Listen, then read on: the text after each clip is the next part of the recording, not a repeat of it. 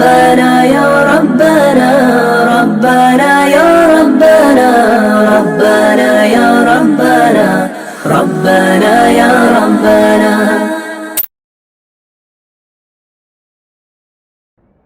Surat tilang sudah datang. Saya berumur 30 tahun. Saya belum melihat Rasulullah dalam mimpi. Apakah keadaan ini dianggap sebagai celaka? Standar melihat Rasulullah di dalam mimpi nampak atau tidak nampak tidak termasuk bagian dari kewajiban seorang muslim. Melihat Rasulullah dalam mimpi adalah hadiah dari Allah Subhanahu wa taala. Sahihkah hadisnya? Hadis sahih. Man ra'ani fil manami faqad ra'ani bi anna syaitana la yatamatsalu bi. Siapa yang melihat aku dalam mimpinya, kata Rasulullah, maka sungguh dia melihat aku, karena setan tidak bisa menyerupai aku. Tapi orang yang melihat Rasulullah itu melihat karena ilmu, bukan melihat karena ngawur. Ustaz, tadi malam saya mimpi jumpa Rasulullah. Gimana bentuknya? Jenggotnya putih, rambutnya putih, kumisnya putih. Itu bukan Rasulullah, itu drunken master. Karena Rasulullah itu dalam kitab As-Syama'il Al-Muhammadiyah, jenggot dan rambutnya putih tak sampai 20 helai. Jadi orangnya berilmu dulu, la ilaha illallah betul, tapi lihat pangkal ayatnya, fa'lam annahu la ilaha illallah. Belajar, ngaji, ilmu. Kalaupun sudah mimpi jumpa Rasulullah, setelah mimpi jumpa Rasulullah itu menjadi tukang ngomong banyak bicara, atau hatinya makin khusyuk, menjadi orang yang makin banyak ibadah, atau justru makin sombong membanggakan diri. Melihat Rasulullah hati menjadi tenang, melihat Rasulullah sholat bertambah khusyuk, melihat Rasulullah hataman Quran makin bertambah, itulah kebaikan. Tapi kalau ngaku mimpi Rasulullah, makin banyak cerita, makin banyak bicara, amal berkurang, maka sesungguhnya kita sedang dipermainkan. Na'udzubillah.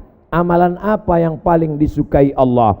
Ditanyakan oleh Abdullah bin Mas'ud, ayul a'mal ahabbu ilallah? As-salatu ala waqtiha, salat pada waktunya. Qultu summa ayyun, apalagi? Birrul walidain, berbakti kepada orang tua. Qultu summa ayyun, apalagi? Al jihadu fi sabilillah, salat pada waktunya. Anak bapak ibu tak perlu khawatir, zuhur tepat waktu, asar tepat waktu. Tapi subuh, maghrib dan isya tanggung jawab bapak ibu di rumah. Tanggung jawab siapa yang lebih besar, guru atau bapak ibu? Guru. Zuhur, asar, subuh, maghrib, isya, bapak dan ibu bertanggung jawab di rumah. Amalan apa yang bisa membuat kita mati husnul khatimah? Istiqamah. Makanya kata ulama tasawuf, al istiqamah khairum min alfi karamah. Satu istiqamah lebih baik daripada 1000 karamah. Bisa jalan di atas air, bisa terbang di atas awan, bisa bicara dengan binatang, mendengar tasbih pohon kayu. Kalau tak ada istiqamah, tak ada gunanya. Mudah-mudahan kita semuanya istiqamah. Aqwamuha wa in qalla, adwamuha wa in qalla. Sedikit tapi istiqamah lebih baik daripada banyak tidak istiqamah. Nah, oleh sebab itu maka kita amal istiqamah, insyaallah dapat husnul khatimah. Bagaimana cara menanamkan karakter baik pada anak didik sesuai ajaran agama Islam? Dipanggil satu-satu. Baca doa makan, Allahumma barik lana fima razaqtana wa qina azabannar. Baca doa pergi dari rumah, bismillahirrahmanirrahim, Allah la haula wala quwata illa billah. Baca doa naik kendaraan, subhanalladzi sakhkhara lana ma kunna lahu muqrin wa inna rabbina munqalibun. Baca doa mau tidur, bismika Allahumma ahya wa amut. Baca doa bangun tidur, alhamdulillahilladzi ahyana ba'da ma amatana wa ilaihin nusyur. Hafal doa tapi tidak pernah berdoa. Ada enggak ini? Hafal doa tapi tidak pernah berdoa, karena doa hanya teori. Maka cara mendidik adalah praktek, bukan teori. Ketika mau makan langsung Allahumma barik lana fima razaqtana wa qina azabannar. Ketika mau keluar rumah langsung bismillahirrahmanirrahim Allah. Ketika mau masuk WC langsung Allahumma inni a'udzubika minal khubuthi wal khaba'ith. Ketika akan tidur langsung bismika Allahumma ahya wa amut. Jangan dibaca sekarang, nanti itu tidur. Jadi jangan teori-teori, langsung prakteknya. Akhlak itu bukan teori. Akhlak menurut bahasa, akhlak menurut istilah, akhlak menurut etimologi, akhlak menurut terminologi. Bukan itu, praktek langsung. Apa yang harus saya lakukan apabila teman saya pacaran, sedangkan kita sudah menegurnya berkali-kali? Mudah-mudahan yang pacaran putus. Mudah-mudahan yang udah putus nggak nyambung lagi. Hai yang pacaran, yang pacaran itu yang rugi perempuan. Bonceng sana, bonceng sini, bonceng sana, bonceng sini, masuk angin gembung. Yang muntah-muntah laki-laki apa perempuan? Perempuan. Yang hamil, yang malu laki-laki apa perempuan? Perempuan. Yang melahirkan anak meregang nyawa laki-laki apa perempuan? Perempuan. Kalau kebetulan nasibnya jelek, mati melahirkan, perempuan.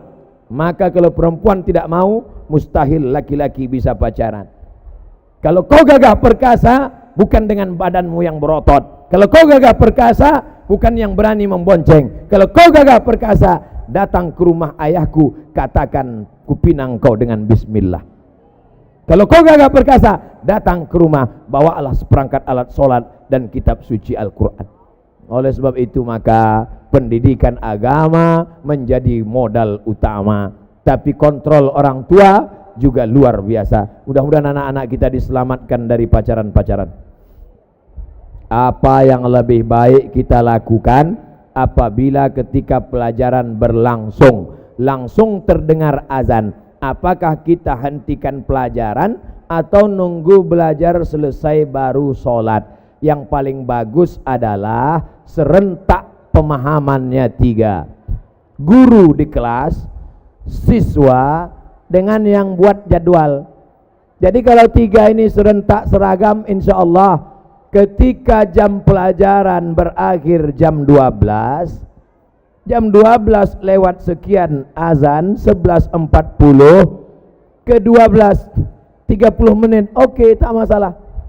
Salat zuhur Jakarta 11.40, ditetapkan salat zuhur di masjid jam 12, masih bisa. Kenapa? Karena di Masjidil Haram pun jarak azan dan iqamat setengah jam.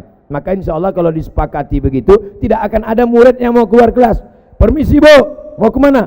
Mau sholat. Tenang, nanti jam 12 kita akan serentak sholat zuhur. Yang buat jadwal ngerti, gurunya ngerti, muridnya ngerti. Sholat jam 12. Adapun 20 menit menanti itu memang biasa dilakukan, bukan termasuk orang yang fawailul lil musallin. Bagaimana menyikapi perbedaan-perbedaan yang ada, Ustadz? Banyak perkara berbeda dari para kelompok-kelompok kajian masing-masing, memberikan dalil. Mana yang menjadikan kami sebagai penuntut ilmu yang masih awam ini bimbang mana yang harus kami ikuti. Saya dalam akidah ikut mazhab Abul Hasan Al-Ash'ari. Dalam bidang fikih mengikut mazhab Muhammad bin Idris Syafi'i. Dalam bidang tasawuf mengikut Imam Abu Hamid Al-Ghazali. Tapi saya tak menyalahkan kawan saya yang ikut Imam Maturidi. Saya tidak menyalahkan teman saya yang ikut Hanafi, Maliki, Hambali, karena masih dalam Ahlus Sunnah wal Jamaah. Tapi saya pribadi kalau diminta untuk menjadi imam, maka saya tanya dulu, di sini biasanya pakai kunut atau tidak?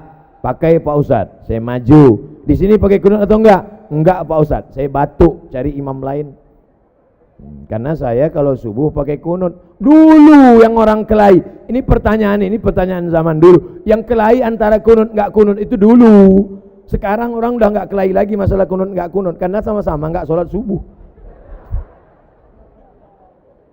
Apa syarat seorang mengajar? Apakah harus dari pesantren ataukah dia harus LC dulu?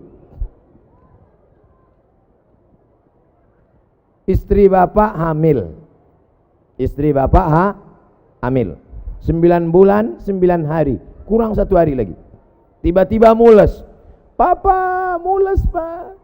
Akhirnya bapak bawa. Saking mau cepatnya belum sampai rumah sakit ada tertulis, dokter Langsung bapak mampir ketuk pintu. Dokter, dokter, tolong bantu, istri mau melahirkan. Lalu dokter buka pintu. Mohon maaf Pak, saya memang dokter. Tolong istri saya. Mohon maaf, saya dokter hewan.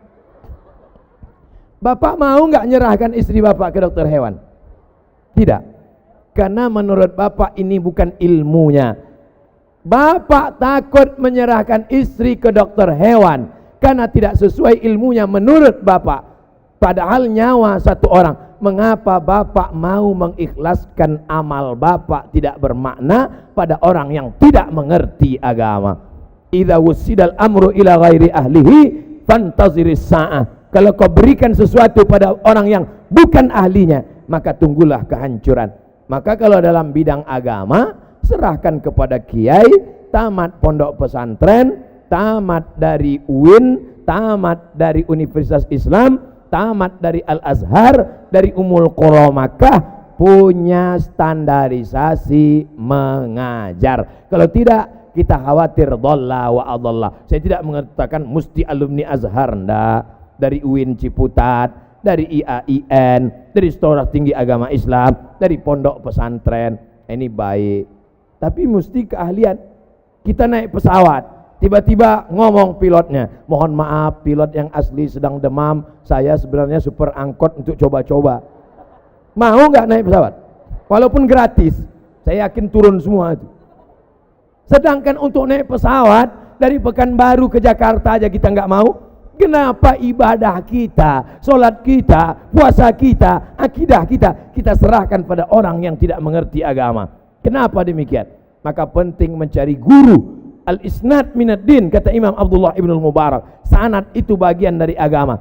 Laulal isnad laqala man sya'a ma sya'a. Kalaulah bukan sanad, keilmuan dari kiai tuan guru sampai kepada sahabat Nabi, maka tak mungkin amal kita benar. Maka insya Allah di Jakarta ini masih banyak para alim ulama. Ikuti kajian Kiai Haji Al-Fadil, Kiai Mahfud Asirun, baca kitab kuning, kata tasawuf. Nama kitabnya Tambihul Mughtarrin, peringatan pada orang-orang yang tertipu merasa sedang beramal padahal sebenarnya tidak beramal. Andai saya di Jakarta, andai saya tinggal di Jakarta, pasti saya tidak absen mengikuti kajian kitab Tambihul Mughtarrin yang ditulis oleh Imam Abdul Wahab As-Sa'rani, ulama besar, murid dari Imam Jalaluddin Abdurrahman As-Suyuti, di antara wali-wali Allah Subhanahu wa taala. Ikuti kajiannya, cari jadwalnya.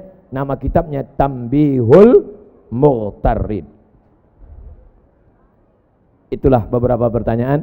Mudah-mudahan kajian kita siang ini menyebabkan turunnya rahmat dan barakah pada keluarga besar Al-Makkah insyaallah. Ala hadhihi niyyah wa kulli niyatin salihah. Al-Fatihah.